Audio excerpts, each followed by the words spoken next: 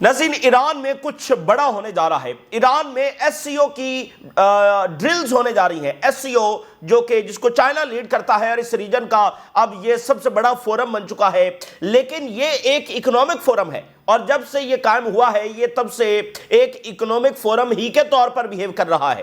اور لیکن جو پچھلا اس کا جو سیشن ہوا، جو اس کا سمٹ ہوا، اس میں ملٹی پولر ورلڈ آرڈر کی جب بات کی گئی، جس کے بعد آپ کو یاد ہوگا کہ ساتھ ہی پھر ایس سی او کے سمٹ کے ساتھ جو چائنا کی ملٹری پریڈ تھی، تو ایس سی او کے سمٹ میں کھل کر ملٹی پولر ورلڈ آرڈر کی بات کی گئی۔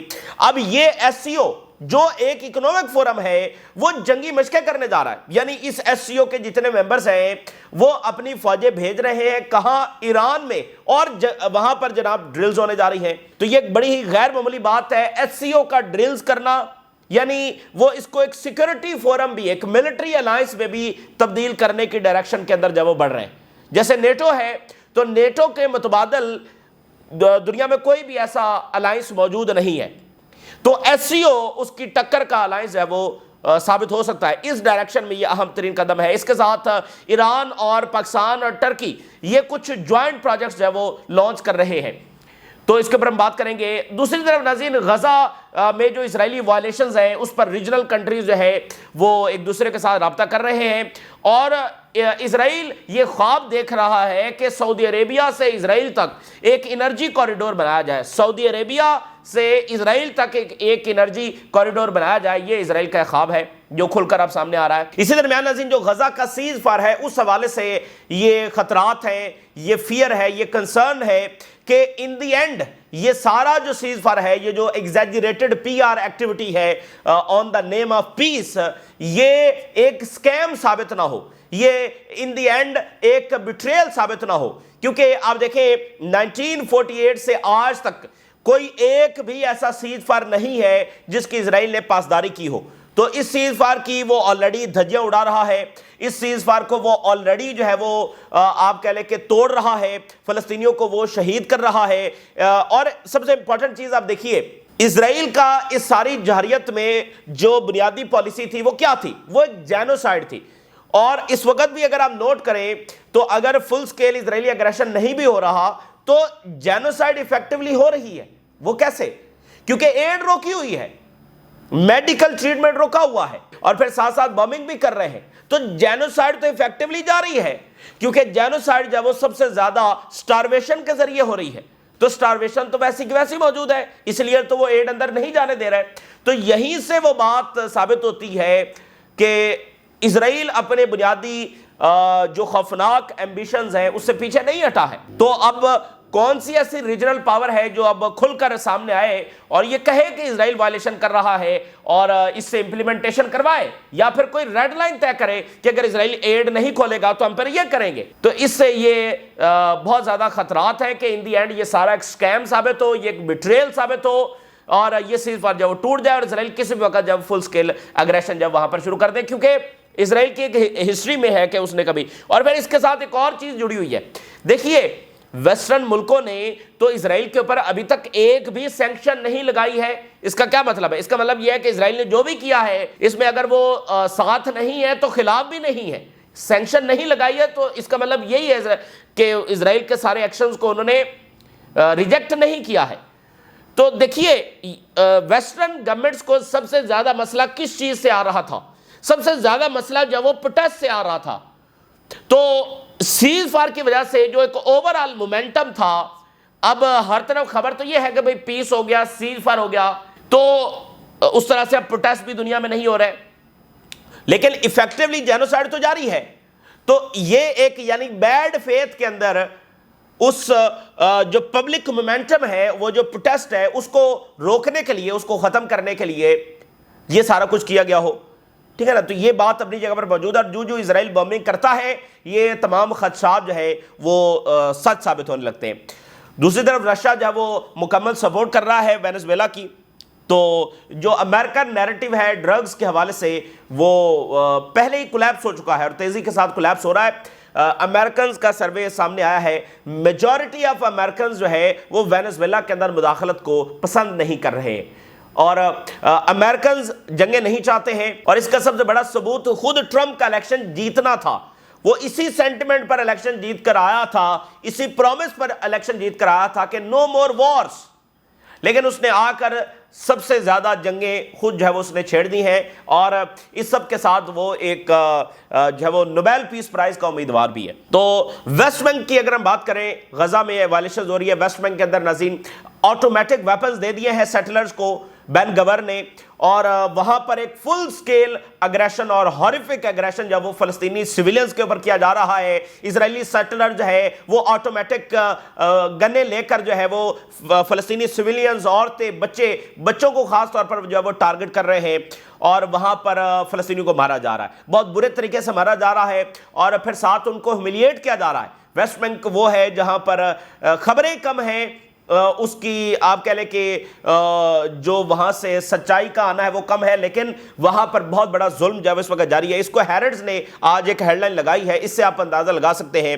A 9-year-old Palestinian boy stood at a distance and Israeli soldier shot him dead. فلسطینی بچے کو اسرائیلی فوجی نے مارا جس کی عمر صرف 9 سال تھی, اور اس بچے سے کوئی خطرہ نہیں تھا, وہ کچھ ہی فاصلے کے اوپر کھڑا ہوا تھا, اور کچھ ہی فاصلے کے اوپر کھڑا ہوا تھا, اس کو جب وہ مار دیا.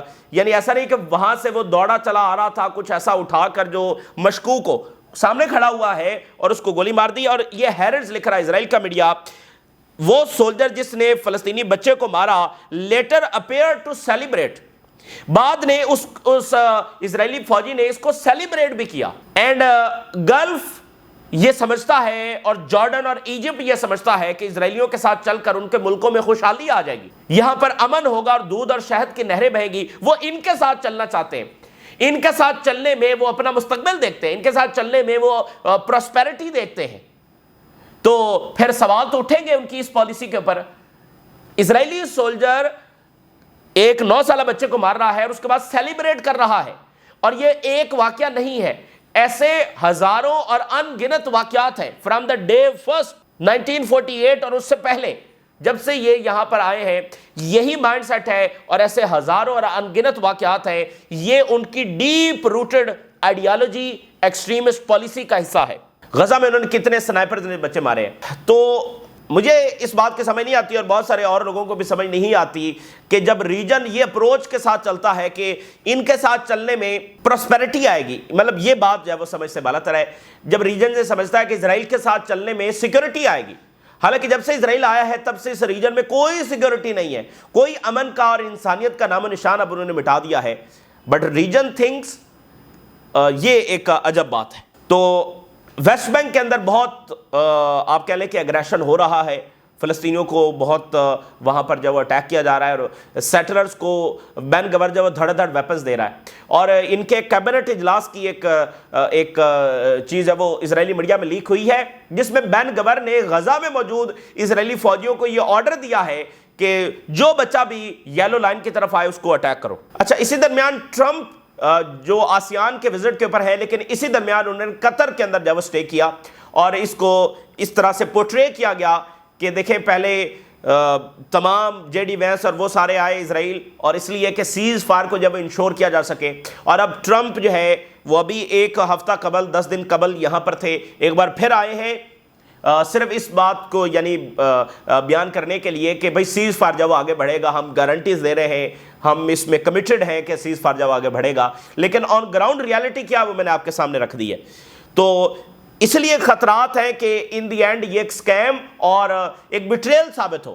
یہ ایگزیجریٹڈ پی آر جو ایکٹیویٹی ہے, مطلب آن ریالٹی تو کچھ اور ہو رہا ہے, لیکن وہ کہہ رہے ہیں یہاں پر ہزاروں سال کے بعد امن ہو گیا ہے, اور امریکنز بہت پریشرائز کر رہے ہیں اسرائیلیز کو. تو مارکو روبیو تو کہہ رہا ہے کہ یونروا نہیں ہوگا. تو یہ کافی زیادہ جو ہے نا ایک ایسی صورتحال ہے جس کو ٹرسٹ نہیں کیا جا سکتا ہے. تو مصر کے جو فارن منسٹر ہے, ان کی ٹرکی کے جو فارن منسٹر ہیں, ان کے ساتھ ملاقات ہوئی ہے, جس میں غزہ کا سیز فائر, اسرائیلی وائلیشنز وہ ڈسکس ہوئی ہیں.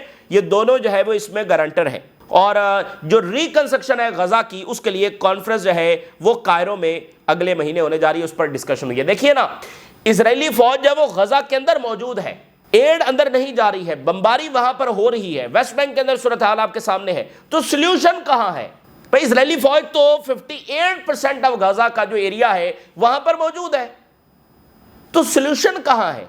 تو یہ بات ہے کہ وہ صرف فی الحال اس کو ایگزیجریٹ کر رہے ہیں کہ یہاں پر امن ہو گیا ہے، ایکچولی یہ نہیں ہوا ہے۔ اور حماس نے کہا ہے کہ ہم میڈیٹرز کو کہتے ہیں کہ وہ اسرائیل کو پریشرائز کرے کہ وہ ایڈ کی جو ریسٹرکشنز ہے وہ ختم کرے، رفح کراسنگ کھولے اور سیز فائر کو جب وہ پوری طرح سے امپلیمنٹ کرے۔ یہ حماس نے ان کو کہا ہے چونکہ وہ گارنٹرز ہیں۔ ایک بندہ ہے برطانیہ کا اور یہ بہت ایکسٹریمسٹ ہے، ٹامی رابنسن، آپ نے اس کا نام سنا ہوگا۔ تو ٹامی رابنسن جو ہے وہ اس کو اسرائیل نے بلایا ہوا ہے، یہ اسرائیل میں موجود ہے اور وہاں پر یہ کیا کر رہا ہے، بہت ساری چیزیں کر رہا ہے، لیکن ایک چیز جو ویسٹ بینک ہے وہاں پر جا کر فلسطینیوں سے پوچھ رہا ہے کہ اسرائیل کیسا ہے، اسرائیل کے بارے میں بتاؤ۔ یعنی وہ فلسطینی جن کے سروں کے اوپر ہر وقت اسرائیلی گنز تان کر کھڑے ہوئے ہیں، ان سے وہ پوچھ رہا ہے اور وہ بتا رہے ہیں اسرائیلی بڑے اچھے ہیں۔ تو یہ ایک پروپیگنڈا وار بھی ایٹ اٹس پیک جو ہے وہ اس وقت جاری ہے۔ جیسے اسرائیل نے امریکن گینگسٹرز کو، بائکر گینگسٹرز کو جو غزہ میں بھیجا، تو اب یہ اس طرح کے ایکسٹریمسٹ جو ہے ویسٹ سے وہ نکال کر ادھر لے کر آ رہے ہیں۔ اور ہند رجب جو فاؤنڈیشن ہے اس نے ایک لا سوٹ جو ہے وہ فائل کیا ہے جرمنی میں، کس کے خلاف؟ ایک اسرائیلی فوجی ہے لیکن وہ جرمن نیشنل بھی ہے، اس کے خلاف انہوں نے آن دا کمیٹنگ وار کرائمز۔ یہ ایک بڑی، اب دیکھیں نا اسرائیل کیا ہے، ویسٹ کا پیسہ، ویسٹ کی ٹیکنالوجی، ویسٹ کے ویپنز، اور لوگ کس کے؟ ویسٹ کے۔ بھئی یہ یہاں کے تو نہیں ہے، نیتنیاہو تو پولینڈ کا ہے، تو نہ یہ خود یہاں کے ہیں، پیسہ ویسٹ کا، ہتھیار ویسٹ کے، پروٹیکشن ویسٹ کی، ایچ اینڈ ایوری تھنگ، ٹھیک ہے نا، تو وہ تو سارا ویسٹ کا ہے۔ تو یہ ایک ٹوٹل کالونی ہے، یہ ایک پراکسی ہے ویسٹ کی اور اب خاص طور پر امریکہ کی۔ دیکھیں ایک چیز دیکھیں، اس پورے پلانٹ ارتھ پر کوئی ایک ایسا ملک بتائیں کہ جس سے امریکہ پیچھے ہٹ جائے اور وہ ملک ایگزسٹ ہی نہیں کرے گا۔ دنیا میں ذرا ایک اس ملک کا نام بتائیں جس سے امریکہ پیچھے ہٹ جائے اور وہ ملک ایگزسٹ ہی نہیں کرے گا۔ اس ملک کا نام ہے اسرائیل۔ وگرنہ آپ دیکھیں دنیا میں کوئی ایسا ملک نہیں ہے جس سے امریکہ پیچھے ہٹ جائے اور وہ ایگزسٹ نہیں کرے گا۔ یا اگر دوسری طرف دیکھیں کہ اس سے چائنا، رشیا یا یہ سارے ملک پیچھے ہٹ جائے تو وہ ملک ایگزسٹ نہیں کرے گا۔ ایک ہی ملک ہے اور اس ملک کا نام ہے اسرائیل۔ امریکہ پیچھے ہٹ جائے تو وہ ایگزسٹ نہیں کر سکتا۔ تو اس سے یہ ثابت ہوتا ہے کہ یہ ایک کالونی ہے، یہ ایک پراکسی ہے، اور یہ پراپر کنٹری نہیں ہے، اور یہ صرف وائلنس کی زبان سمجھتا ہے، اس کے ہوتے ہوئے امن نہیں ہو سکتا۔ اور جو بھی اس ریجن میں یہ اپروچ رکھتا ہے کہ وہ اسرائیل کے ساتھ کوئی ایسا فارمولہ طے کر سکتے ہیں تو وہ ان کی سب سے بڑی خام خیالی ہے۔ جناب علی، حزب اللہ نے کہا ہے کہ کسی صورت ہم اپنے ویپن سرنڈر نہیں کریں گے، جو ویسٹرن پریشر ہے یہ ہمیں روک نہیں سکتا، ویسٹرن پریشر کسی کام نہیں آئے گا، ہم اپنے ویپن سرنڈر نہیں کریں گے۔ ابھی ایران نے کیا سٹیٹمنٹ جاری کیا؟ ایران یہ کہہ رہا ہے کہ پچھلے منتھ امریکہ نے ہم سے یہ ڈیمانڈ کیا کہ جو افزودہ یورینیم ہے وہ ہمارے حوالے کر دو، تو سینکشنز نہیں لگائیں گے۔ تو پس پردہ سرنڈر کی ڈیمانڈز ہیں، دو ٹوک سرنڈر کی ڈیمانڈز کی جاتی ہیں، وہ لینگویج اور وہ سارا طریقہ کار جو ایک سامراج کا ہوتا ہے، یورینیم دے دو وگرنہ سینکشن لگا دیں گے۔ تو سامنے کیا کہتے ہیں؟ پیس، سٹیبلٹی، جمہوریت، ڈرگ سے، اب یہ نیا فینومنا ہے، ڈرگ سے بھی وہ لڑنے جا رہے ہیں۔ تو اصل میں تو حزب اللہ کے ساتھ یہی لینگویج ہے سرنڈر، ایران کے ساتھ یہی لینگویج ہے سرنڈر، وینزویلا کے ساتھ یہی لینگویج ہے سرنڈر، کولمبیا کے ساتھ، نارتھ کوریا کے ساتھ۔ تو نارتھ کوریا نے تو جس طرح سے جواب دیا ہوا ہے، یہ بیان داغتے ہیں تو وہ آگے سے میزائل داغتے ہیں۔ تو جناب علی، حزب اللہ نے کہا ہے سوال ہی پیدا نہیں ہوتا ہم اپنے ویپنز دیں۔ لیبنیز گورنمنٹ سوائے فیلئر کے اور ڈیزاسٹر کے کچھ حاصل نہیں کرے گی۔ لیبنیز گورنمنٹ کو اپنا طور طریقہ جو بدل لینا چاہیے، اور یہ خطے کے انٹرسٹ میں اور یہ لیبنن کے انٹرسٹ کے اندر ہے۔ ریزسٹنس جس نے لیبنن کو اسرائیلی آکوپیشن سے آزاد کروایا۔ حزب اللہ تب پیدا ہوئی جب اسرائیل کا لیبنن پر قبضہ ہو چکا تھا، اس قبضے میں حزب اللہ نے آنکھ کھولی ہے اور لیبنن کو آزاد کروایا ہے اور بار بار اسرائیلی حملوں سے بچا کے رکھا ہے۔ اس حزب اللہ کو جس کی دہائیوں کی ایک ہسٹری ہے قربانیوں کی، اور آزاد کروایا لیبنن کو، اس کو لیبنن کے لیے خطرہ بتانا، یہ کون سے لوگ ہیں بھائی جو یہ پالیسی جو ہے وہ پرسو کر رہے ہیں، جو صرف ان 4-5 اوپر والے بندوں کو سمجھ آ رہی ہے لیکن پورے لیبنن کو سمجھ نہیں آ رہی، اور کسی بھی ویسٹرن تھنک ٹینکس جو صحیح بات کرتے ہیں ان کو بھی یہ پالیسی سمجھ نہیں آ رہی۔ تو ایک بار پھر حزب اللہ نے واضح کیا ایران میں کچھ غیر معمولی ہونے جا رہا ہے۔ ایران میں جناب علی SCO جو ہے وہ ڈرلز کرنے جا رہا ہے، ٹھیک ہے نا، SCO جو کہ ایک اکنامک فورم ہے، اور ڈرلز کس کے لیے، کیوں ڈرلز کرنے جا رہے ہیں؟ काउंटर टेररिज्म के लिए। ईरान में एससीओ मेंबर्स काउंटर टेररिज्म के लिए ड्रिल्स करने जा रहे हैं। तो शायद उन्होंने भी अमेरिकन लैंग्वेज है वो समझ ली है, ठीक है ना। जैसे वो जहां भी जाते हैं, वो दाइश से लड़ने जाते हैं, तो एससीओ यहां पर काउंटर टेररिज्म के लिए ड्रिल्स करने आ रहा है। तो मल्टीपोलर वर्ल्ड ऑर्डर की लड़ाई में ये बहुत बड़ा इजाफा है, और ईरान में ड्रिल्स होना ये बहुत बड़ा सिग्नल है, जहां पर इजराइल, नेटो, अमेरिका ईरान पर हमला करने की तैयारी कर रहे हैं, पर तोल रहे हैं, सुबह शाम मंसूबे बना रहे हैं। वहां पर एससीओ का आना, जो कि एक मिलिट्री अलायंस नहीं है, बट उसका आकर यहां पर जंगी मशकें करना, दैट्स वेरी सिग्निफिकेंट। और फिर एक और चीज हो रही है, ईरान, पाकिस्तान एंड टर्की ये एक ट्रेन सर्विस लॉन्च करने जा रहे हैं दिसंबर के अंदर। Iran, Pakistan and Turkey unveil joint railway action plan to boost regional connectivity and trade. तो ये सारे मंसूबे जो है इसमें चाइना ऑन बोर्ड है। उधर पाकिस्तान जो है वो मिस्र के साथ मिलिट्री अलायंस, उधर सऊदी अरेबिया के साथ, और अब ईरान और टर्की के साथ रेलवे प्रोजेक्ट। तो ये यहां पर काफी बड़े मंसूबे जो है वो जारी हैं, ठीक है ना। वो ईरान जिसके ऊपर सैंक्शंस हैं, और आपको पता है पाकिस्तान ने अमेरिका की वजह से ईरान के साथ ताल्लुकात नहीं बढ़ाए हैं। अब सैंक्शन लगी हुई है तो पाकिस्तान उनके साथ रेलवे मंसूबा जो है वो शुरू कर रहा है, और खुद टर्की शुरू कर रहा है। तो ये ईरान की इकॉनमी के लिए बहुत अच्छा है, क्योंकि जो सैंक्शंस होती हैं ये इसलिए लगाई जाती हैं कि पहले सैंक्शन के जरिए उस मुल्क को कमजोर किया जाए और फिर उसके ऊपर जब अटैक किया जाए। एक किताब शाया हुई है और खुद इजरायलियों ने की है, और उसमें उन्होंने लिखा है कि जो ईरान के साथ इजराइल की जंग हुई उसमें क्या हुआ। तो इसका नाम है shielded by fire middle east air defence during the June 2025 Israel Iran war. इसमें उन्होंने बताया है कि कैसे ईरान के जो मिसाइल्स हैं उन्होंने इजरायली सेंसिटिव टारगेट्स को हिट किया है। इजरायली जो इंस्टीट्यूशंस हैं उन्होंने ये किताब शाया की है, और उसमें उन्होंने ये इस बात का एतराफ़ किया है कि ईरान के मिसाइल्स ने इजरायली जो सेंसिटिव टारगेट्स हैं उनको जाकर बराह रास्त हिट किया। जो इजराइल का एनर्जी मिनिस्टर है वो क्या कह रहा है, सऊदीया और इजराइल का एक एनर्जी कॉरिडोर बनेगा जो कि ईरान और स्विस कैनाल को बाईपास करेगा। Corridor linking Saudi Arabia and Israel as part of potential normalisation negotiations between the two countries. Normalisation होगी, साथ एनर्जी कॉरिडोर बनेगा, खुशहाली, पैसा, तरक्की, ये होगा, ठीक है, सब अच्छा होगा। ये अब इजराइल के नए मंसूबे हैं, वो सऊदी अरेबिया के साथ एक एनर्जी कॉरिडोर और पता नहीं क्या क्या कुछ चाहता है। तो यही वो बात है जो मैंने आपको बताया कि जैसे समूतरेच ने ये नज़ेबा अल्फाज कहे कि कीप राइडिंग द कैमल्स, हम तुम्हें वो अच्छी अच्छी चीजें नहीं बताएंगे, the great things we know, ठीक है ना, प्रॉस्पेरिटी, मॉडर्निटी, इकोनॉमी, ट्रेड, तो ये चीज़ें हम तुम्हें नहीं सिखाएंगे। और तुम इसी तरह से जब वो यानी उसने ये तंज किया कि हम मॉडर्न होंगे, तरक्की याफ्ता होंगे, और तुम पीछे पीछे रह जाओगे, बैकवर्ड, और ये सारा। तो यहाँ भी वही आइडिया है, ठीक है ना। तो सऊदी अरेबिया क्या ऐसा करेगा, क्या वो ऐसा कॉरिडोर बनाने की पोजीशन में इस वक्त है, ये बहरहाल देखना है, लेकिन उनके मंसूबे हैं। तो ये ग्रेट गेम साथ साथ जारी है। जरा देखिए वेस्ट कैसे डिक्लाइन कर रहा है। आज एक नई रिपोर्ट सामने आई है, फ्रांस इज यूनाइटेड, फ्रांस के लोग मुत्तहद हैं किस चीज में, इन डिससेटिस्फैक्शन विद इटसेल्फ, बहुत ज्यादा डिससेटिस्फाइड हैं, एंग्री हैं कि चीजें सही नहीं जा रही। 90% फ्रांस के लोग ये समझते हैं कि फ्रांस डिक्लाइन की तरफ जब जा रहा है। 90% फ्रांस के लोग ये समझते हैं कि फ्रांस जब डिक्लाइन की तरफ जा रहा है। यूरोप क्या है, फ्रांस है, जर्मनी और बरतानिया, यही यूरोप है। तो जर्मनी की सूरत हाल और चाइना के साथ मामलात और उनकी इंडस्ट्री और ओवरऑल बरआज़म यूरोप से जो डी इंडस्ट्रियलाइजेशन हो रही है वो आपके सामने हमने रखी है। और ये खबर भी देखिए, पोर्शे नाम तो सुना होगा आपने, बड़ी फेमस गाड़ी है, ड्रीम कार है, जर्मन कंपनी है, और बड़ा इन कंपनीज का BMW, मर्सिडीज, पोर्शे इनका बड़ा हिस्सा है, मेजर शेयर है जर्मन इकोनॉमी में और उनकी सुपीरियरिटी में और ब्रांड्स और टेक्नोलॉजी।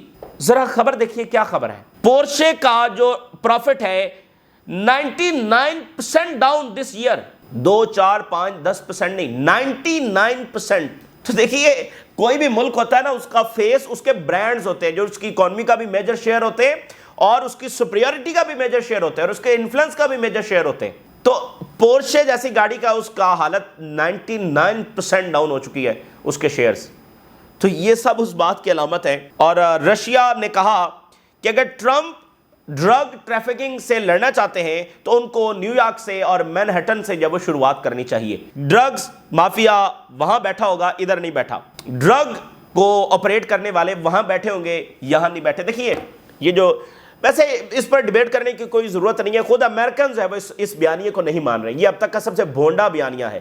اس کو امریکنز ان ریئل ٹائم میں ریجیکٹ کر رہے ہیں, اور وہ سیدھے الفاظ میں بھی وینزویلا میں کسی ملٹری انٹرونشن کے حق میں نہیں ہے. بہرحال یہ ملٹری انٹرونشن تو ہوگی, لیکن فوجی تختہ تو نہیں الٹ سکتا, تو پھر کیا کرے گا؟ مطلب فل سکیل اٹیک ہوگا. تو اگر یہ ایک اور ویتنام ثابت ہوا تو یہ اتنا آسان نہیں ہوگا امریکہ کے لیے. یہ ان کے لیے آسان ہوتا ہے فوجی بغاوت کروانا, اس میں وہ بڑا آسان ہے, بڑا فیوریٹ ان کا مشغلہ ہے. تو پھر اس کے بعد خانہ جنگی آتی ہے, جیسے شام میں انہوں نے کروائی. تو خانہ جنگی بھی ظاہر ہے کہ اس پر بھی وہ منصوبے بنا رہے ہوں گے. مثال کے طور پہ مڈورو کو اٹیک کیا جاتا ہے, کوئی اور گروپ جو ہے وہ وینزویلا کے اندر کھڑا کر دیا جاتا ہے, اس کو اسلحہ دیا جاتا ہے, اس کو سپورٹ دی جاتی ہے, اس کو ایئر کور دیا جاتا ہے, وہ جا کر اٹیک کر دیتا ہے فیڈرل گورنمنٹ کے اوپر. تو یہ وہ سول وار بھی آپشن ظاہر ہے ان کا ہوگا, یہ بھی کافی پسند ہے ان کو. سول وار جو ہے نا کافی ان کو پسند ہے. فوجی تختہ, یہ سارا فوجی بغاوت کروانا, یہ ان کا بہت فیوریٹ ہے. اور اس کے بعد پھر آخری سٹیپ جب وہ فل سکیل انویژن ہے, تو بہت سارے منصوبے بنا رہے ہوں گے, دیکھتے ہیں وہ کون سا راستے کے اوپر جاتے ہیں. لیکن وینزویلا جو ہے وہ, اور کولمبیا اور یہ سارے ملک اتنے طاقتور نہیں ہیں. لیکن کیوبا آپ دیکھیے کئی دہائیوں سے امریکہ کے سامنے بیٹھا ہوا ہے, چھوٹا سا ملک, اور سرنڈر نہیں کیا اس نے. تو یہ بہرحال اس وقت کی صورتحال ہے جو آپ کے ساتھ شیئر کیا. اپنی رائے ضرور آگاہ کریں. اجازت دیجیے, اللہ حافظ.